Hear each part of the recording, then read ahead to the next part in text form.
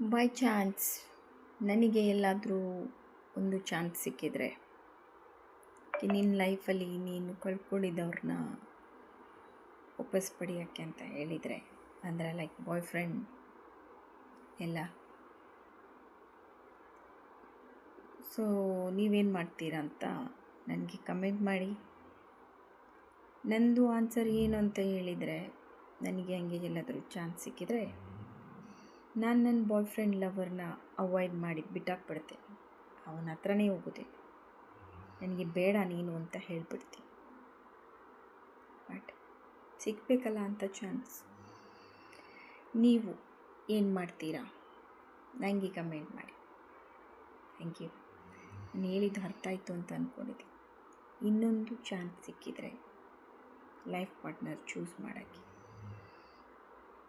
ಏನು ಮಾಡ್ತೀರಾ?